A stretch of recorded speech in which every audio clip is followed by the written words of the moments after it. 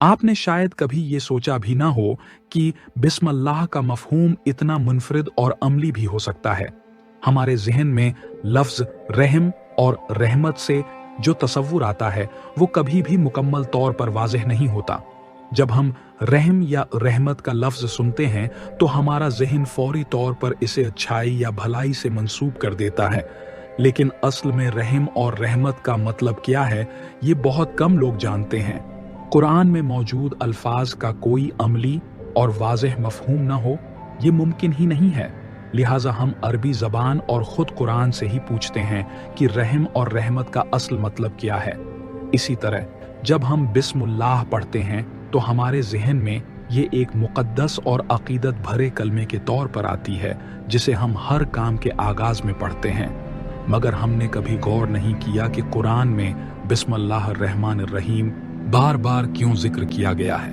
ये आयत 114 मरतबा कुरान में आई है जो इसकी अहमियत को जाहिर करती है।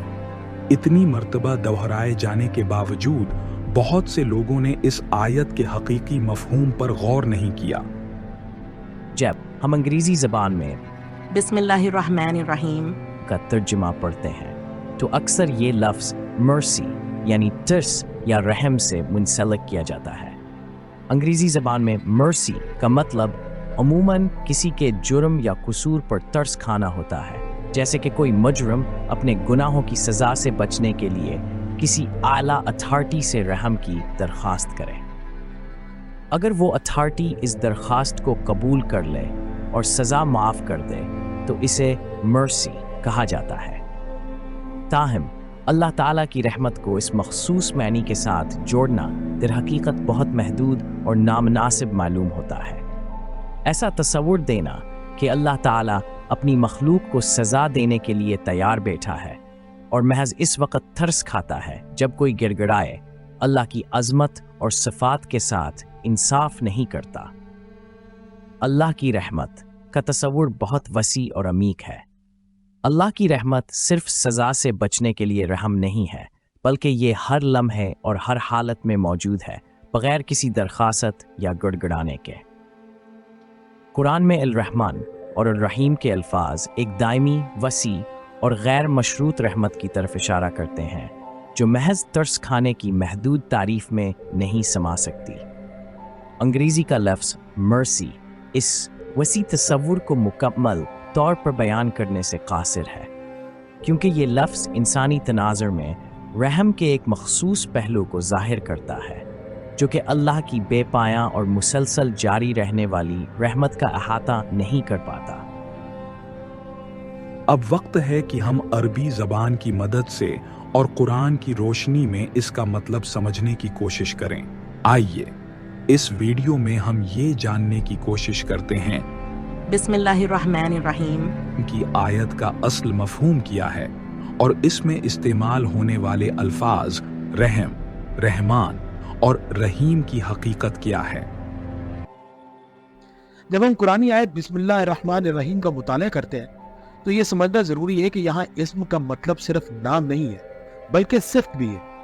अगर हम सिर्फ इसे नाम के तौर पर लें तो जुमला मंतकी तौर पर गैर मरबूत मालूम होता है, क्योंकि अल्लाह का नाम अल्लाह है और फिर रहमान और रहीम भी।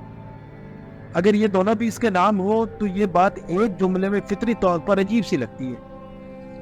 मिसाल के तौर पर कोई शख्स ये नहीं कहता कि आओ अमजद से बात करते हैं जो इरफान भी है और सलीम भी। लेकिन अगर एक ही जुमले में किसी एक शख्स के लिए एक नाम और साथ में दो सिफात का जिक्र भी किया जाए तो बात बड़ी आसानी से समझ में आ जाती है।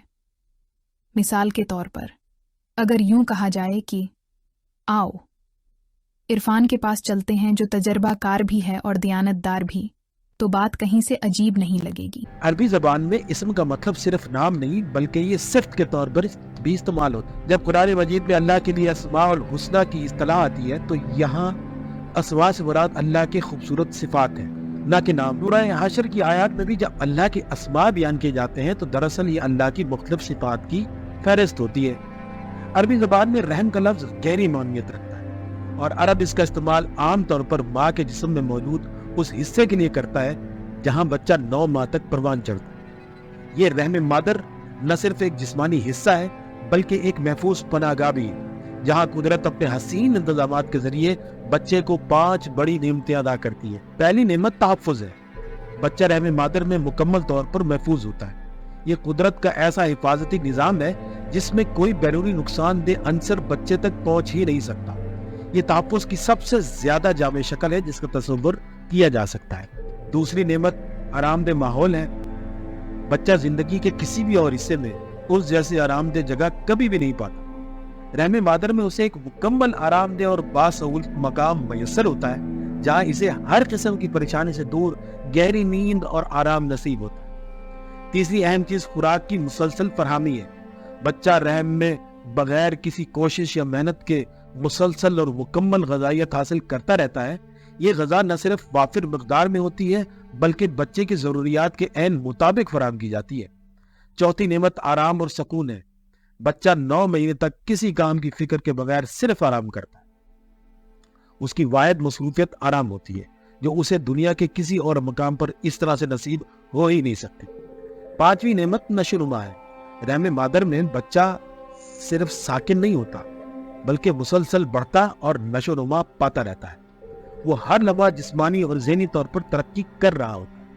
مطلب یہ کہ ہمیں قرآن پڑھتے اور سمجھتے وقت اس میں جہاں جہاں لفظ رحم آئے تو یہ 5 چیزیں اور ان کی فراہمی فوراً ذہن میں آ جانی چاہیے۔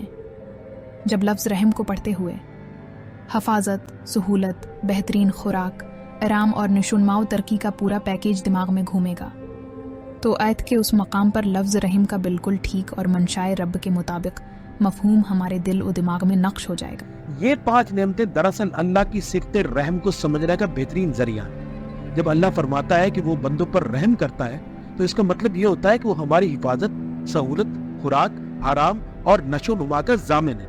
اللہ کا رحم ان تمام چیزوں کی فراہمی کا وعدہ کرتا ہے، اس کی گارنٹی کرتا ہے۔ اب اگر ہم رحمان اور رحیم کے الفاظ کو دیکھیں تو یہ دونوں الفاظ رحم سے مشتق ہیں، یعنی رحم ان کا مادہ ہے جس سے یہ دونوں لفظ نکلے۔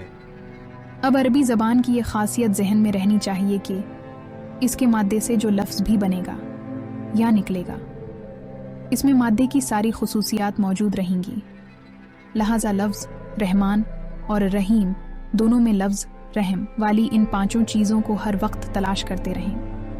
رحیم کا مطلب یہ ہے کہ اللہ مسلسل اور تھوڑی تھوڑی مقدار میں اپنی رحمت ہم تک پہنچاتا رہتا ہے، بالکل اسی طرح جیسے انسان کو روز مرہ زندگی میں مسلسل اور معمولی مقدار میں ضرورتیں پوری ہوتی رہتی۔ دوسری طرف رحمان کا مفہوم یہ ہے کہ اللہ فوری اور بڑی مقدار میں ضرورت کے عین مطابق اپنی رحمت سے نوازتا ہے، جیسے ایمرجنسی کی صورت میں فوری مدد درکار ہوتی ہے۔ یوں اللہ کا رحمان اور رحیم ہونا انسان کی زندگی کے ہر پہلو کے لیے نہایت اہمیت رکھتا ہے۔ اللہ کی یہ صفات اس وقت کام کرتی ہے جب ہمیں ضرورت ہوتی ہے، چاہے وہ معمول کے حالات ہو یا ایمرجنسی۔ جب اللہ کہتا ہے کہ وہ رحمان ہے تو وہ یہ یقین دہانی کروا رہا ہوتا ہے کہ جب کبھی بھی ہمیں فوری ضرورت پیش آئے گی، کوئی ایمرجنسی کی سچویشن بن جائے گی تو وہ پورے اور بھرپور طریقے سے ہماری مدد کرے گا۔ اور جب اللہ کہتا ہے کہ وہ رحیم ہے تو اس کا مطلب اللہ یہ گارنٹی کر رہا ہے کہ انسان کو اپنی زندگی کے لیے ان 5 چیزوں میں جتنی جب ضرورت ہوگی اتنی اس کو اس حساب سے ملتی رہے گی۔ اب ان دونوں صفات کو ذہن میں رکھتے ہوئے اگر ہم بسم اللہ الرحمن الرحیم کو دوبارہ ذہن میں لائیں تو پتہ چلتا ہے کہ اللہ تعالیٰ ہم سے کہنا یہ چاہ رہا ہے کہ جب ہم کسی بھی کام کا آغاز کریں تو ہمیں یہ یاد رکھنا چاہیے کہ ہم اس اللہ کی کائنات کے اور اس اللہ کی دنیا کے اندر کوئی کام کرنے جا رہے ہیں کہ جو پوری کائنات اور یہ دنیا اس کی رحمت کے زیر سایہ ہے۔ اس کے رحمان اور رحیم ہونے کی صفت ہی اصل میں اس پورے نظام کو چلانے کی گارنٹی دے رہی ہے، ضمانت دے رہی ہے، اور یہی وہ اعتماد ہے جو ہمیں زندگی کے ہر قدم پر مضبوط اور مطمئن رکھتا ہے۔